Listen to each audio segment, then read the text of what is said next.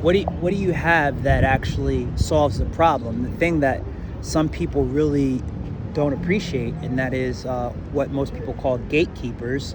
And who are gatekeepers? Security guards, police officers, Gestapos, anybody that can say go, stop, or no. That's where the word Gestapo comes from. Go, stop, or no. I'm a Gestapo. I used to do traffic duty when I worked for University of Police at Penn State. I did traffic duty at the football games. For Penn State, I did traffic duty for basketball games, volleyball games, or just generally whenever the boss said so. All right? But the point of what I'm saying is not everybody's a football fan. Not everybody's a basketball fan. Not everybody's a rap fan, okay? But that's when you as a musician or you as an actor, let's say somebody's filming a movie here, right? You appreciate the police because they're actually helping you do what you got to do and be in the spotlight until your time is up, and then it goes back to normal, and you know, everybody else gets a chance to not really be in a spotlight but go about their everyday life, right? Now, let's say, you know, you're a news reporter. This is another thing that's a hassle, right? You have news reporters that, you know, like they'll be standing on a corner like I am right now. You know, let's say like there's a fire truck like there was the last time that you saw me on one of my Donnie's talks. You know, the fire truck pulled up here. There's a car accident right there. You know, the car pulled over so the police could assess the damage and see if it needed towed, and the other car pulled behind them, right? So you remember that. It's on my timeline. And, you know, the news would have been there, but see, what you got to understand about the news is, even though Pittsburgh is a small city for, you know, being not really a metropolitan city, there's still a lot that goes on in Pittsburgh as far as news, and they go to wherever where they're told to go, but wherever it really involves the most people, where the most people's concern is at stake.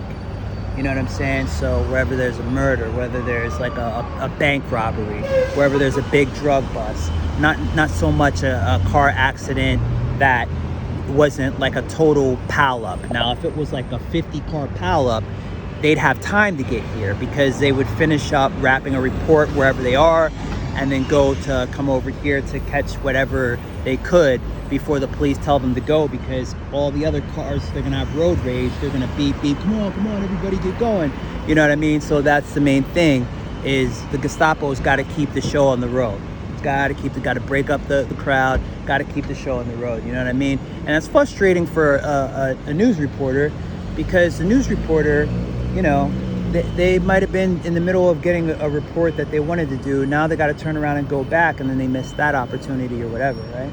Or maybe they wanted to get here, but somebody else got sent over here because they were closer, and that's the life of a news reporter, etc.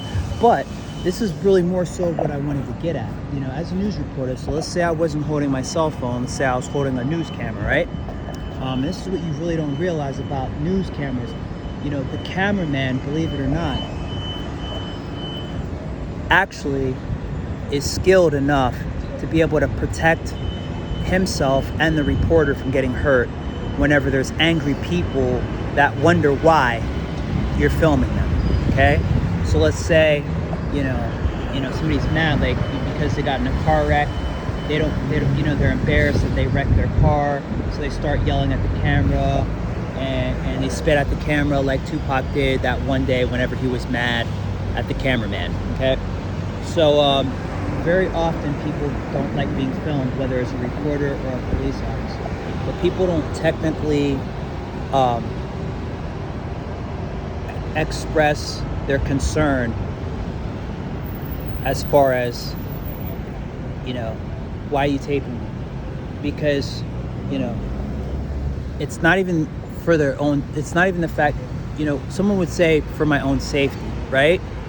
But you got to understand the mindset of people that are pretty much hard-headed and set in their ways. And generally, it's like they know that already. It's like explaining to a kid, why do I have to go to bed? Because it's 4:45 in the morning, and the sun's about to come up in 35 minutes and we haven't got a wink of sleep yet. You know, you don't want to work, you want to bang on your drum all day, but me and your mother got to go to work, and none of us bang on the drum to get paid. So, whatever it is, whatever be the case, the reason why people don't argue with police officers is because police officers are armed. This is really psychology. Everything is psychology, whether you're talking about forensic science, whether you're talking about security, whether you're talking about the music industry. And this is why a lot of people are advised by, generally smart people when it comes to business, how to be successful in the music industry. Take business management, because business management, believe it or not, it's a form of psychology. It's the psychology of business. You know what I mean? How do you stay in control of your finances and the things that are going to either help your career take off or the things that are going to sink your battleship? You know what I'm saying? Now, you think about anybody, what really thwarts people from doing either good or bad, right? There's a guy that wants to rob a guy in the neighborhood where a lot of robberies take place, right? And, he goes to rob a guy, but the guy says, I'm not giving you my money. He says, well, you're going to give me my money or I'm going to shoot you down. And the guy says, surprise, I have a license to carry a firearm and, it's actually going to go the other way. So that says, all right, you know what? Fuck it, bitch ass nigga. And that's, you know what I mean? I'll get you next time. Or the famous quote, I'm going to get you, sucker. You know what I'm saying?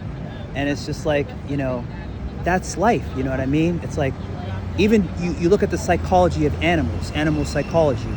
You have a tiny little lap dog, right? And he's walking down the street. He's off the chain. He's tired of living in, some big billionaire's house, right? And he doesn't want to just live by the rules of his master. So he's walking down the street and he sees, some food. And he's like, oh man, this is my fucking day. You know what I'm saying? Let me just grab this bone. There's some meat on it. It's not a ribeye steak, but it's dinner. And then comes a pit bull. And the pit bull says, it was dinner until I showed up. Unfortunately, you're a Chihuahua. And fortunately for me, I'm a pit bull. So, what's up? If you're thinking about that piece of meat right there and you grab it, I'm going to bite your neck and shake you and you're going to, choke out. But most likely you're going to say, you know what? That's actually a pit bull. I've seen this happen before. So I'm going to whimper and cross the street because that's the psychology of life. And what do we call this? Dog eat dog world. This is the dog eat dog world philosophy. Sure, no problem. Some people say, yeah, no, it's cool. I'm just filming for a class. Thank you. Oh, I'm sorry. No, you're cool. All right. So some people say, it's a man's world, but that's a little disrespectful because when you look at it, it's disrespectful, but it's also naive because when you look at it, the same thing happens with women, right? You take, for instance, somebody who plays basketball, on the female basketball team. She wants to slam dunk, but there's somebody as big as Cheryl Miller, Reggie Miller's sister, standing by the basketball hoop, smiling, saying, chick, I wish you would. So she passes the ball instead. So this is the psychology of it all. But so what I'm getting down to, how you doing, sir? So what I'm getting down to is, what do you do when you don't have the muscle as a rapper, as a football player, as a baseball player, as somebody who wants to be an engineer, as a construction worker, as a police officer, a security guard who's unarmed, or a forensics officer who would never be armed in the first place, right? What you do is you improvise, you use your brain, right? And what do we have in the brain? We have this power known as psychology that causes the big guy with the muscle to fall to the little guy the size of Napoleon, who took out lots of countries because even though he had a short temper, he had a pretty big brain.